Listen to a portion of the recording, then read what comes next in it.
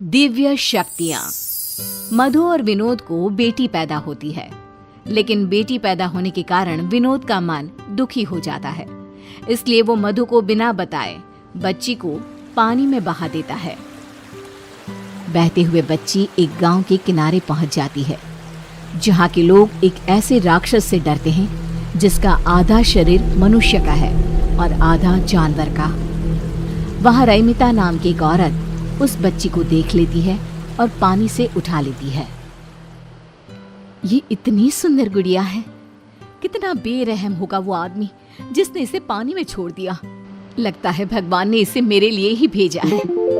रैमिता बच्ची को अपने घर ले आती है और अपने पति नवीन को सब कुछ बता देती है। नवीन कहता है, आज से हम बेटी के भी माँ बाप हो गए हैं। अब इस घर में भी चहल पहल हो जाएगी। अब मेरी गुड़िया का नाम किंजल होगा। रैमिता और नवीन किंजल को अपनी बेटी बनाकर अपने साथ रख लेते हैं। जब रैमिता किंजल के कपड़े बदलती है तो उसकी पीठ पर एक त्रिशूल का निशान देखती है और तुरंत गांव की एक बूढ़ी औरत को बुलाती है और उसे निशान दिखाती है।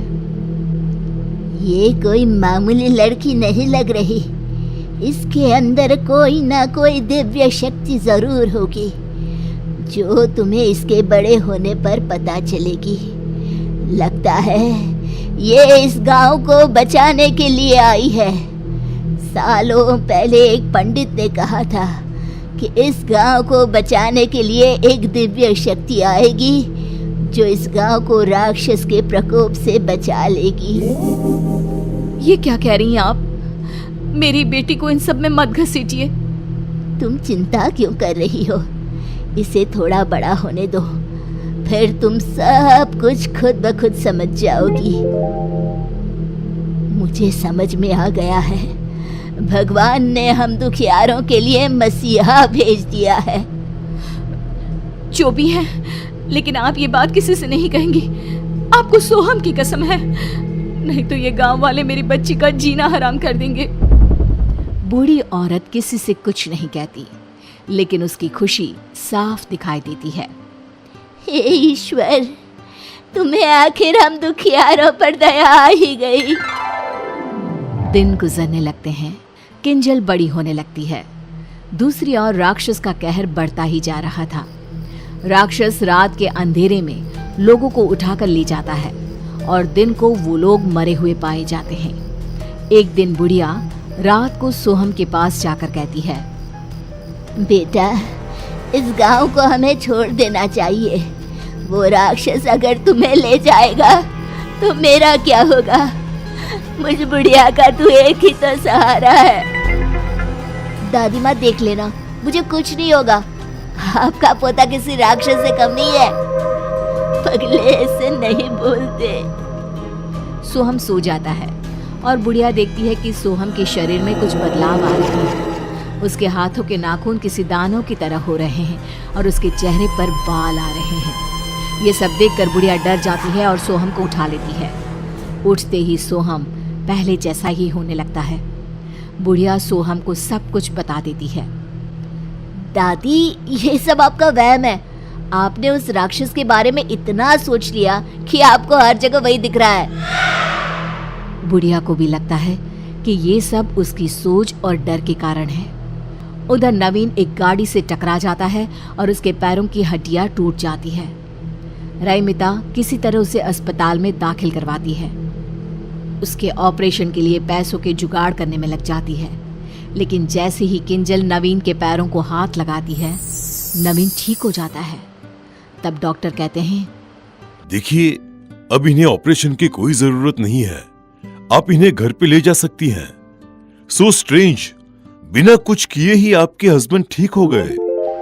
रैमिता को बुढ़िया की बातें याद आने लगती है। किंजल कोई मामूली लड़की नहीं है, इसमें दिव्य शक्तियां हैं, लेकिन मैं अपनी बेटी को उस राक्षस के पास कभी नहीं जाने दूंगी। नवीन घर आ जाता है और अब किंजल जिस भी चीज को हाथ लगाती वो चीज खुद ब खुद ठीक हो जाती। धीरे धीरे किंजल की शक्तियां लोगों की नजर में भी आने लगती है। एक रोज किंजल के जन्मदिन पर बुढ़िया सोहम के साथ रैमिता के घर आती है। तब रैमिता कहती है, अम्मा जी, अब तो खाकर ही जाइएगा, ऐसे मैं नहीं जाने दूंगी आपको। मैं सोच रही थी क्यों ना किंजल का रिश्ता सोहम से तय कर दो तुम, फिर तुम्हारी किंजल तुम्हारे नजर के सामने ही रहेगी। नहीं नहीं, मेरी किंजल शहर जाएगी, उसके लिए शहर से बड़े बड़े रिश्ते आ रहे हैं। बुढ़िया मन ही मन दुखी हो जाती है क्योंकि वो किंजल को अपनी बहू की तरह देख रही थी। खाने में रात होने के कारण रईमिता सोहम और बुढ़िया को अपने घर पर ही रोक लेती है। सोहम और बुढ़िया रईमिता के घर पर ही रुक जाते हैं। आधी रात को जब रईमिता पानी पीने के लिए उठती है तो वो देखती है कि किंजल कमरे में नहीं है। रईमिता तुरंत पूरे घर में देखती है लेकिन किंजल कहीं नहीं मिलती। रईमिता रोने लगती है और नवीन को उठाकर कहती है, हमारी किंजल कहीं नहीं मिल रही है, कहीं उसे वो राक्षस उठाकर ले तो नहीं गया होगा। मैं मर जाऊंगी, मेरी किंजल को कुछ भी हुआ तो। बुरा क्यों सोचती हो? इतने में बुढ़िया आकर कहती है, मेरा सोहम भी नहीं मिल रहा। लगता है दोनों बच्चे उस राक्षस के हत्थे चढ़ गए हैं। चलो उस जंगल की ओर चलते हैं जहाँ वो लोगों को उठाकर ले जाता है। आप दोनों यहीं रहिए, मैं जाता हूँ। अगर वो राक्षस आप दोनों को भी ले गया तो मैं क्या करूँगा? मैं जी कर भी क्या करूँगी, मेरे लिए सब कुछ मेरा पोता ही तो है, मुझे भी ले चलो। तीनों जंगल की ओर जाते हैं लेकिन रास्ते में किंजल और सोहम कहीं दिखाई नहीं देते।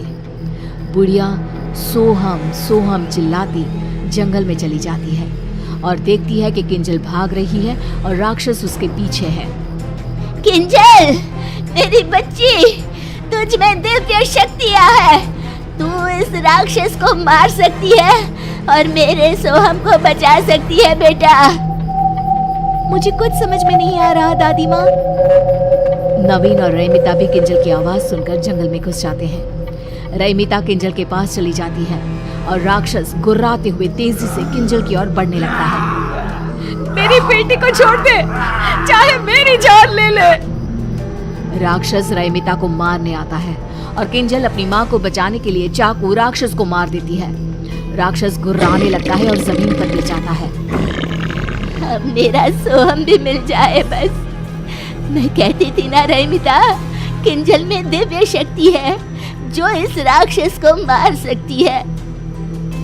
राक्षस का शैतानी रूप गायब हो जाता है और वो अपने असली रूप में, जो कि सोहम का है, उसमें आ जाता है। सोहम, इन सब के पीछे तुम थे? नहीं नहीं, ये सोहम नहीं है। सोहम को राक्षस ने अपने वश में कर लिया था। हर 21 साल में वो अपना शरीर बदलता है। इस बार वो सोहम को चुनने वाला था। किंजल, तुम ना होती तो मैं बुढ़िया अपना आखिरी सहारा भी खो देती। गांव राक्षस की कहर से मुक्त हो जाता है और किंजल की शादी सोहम से हो जाती है।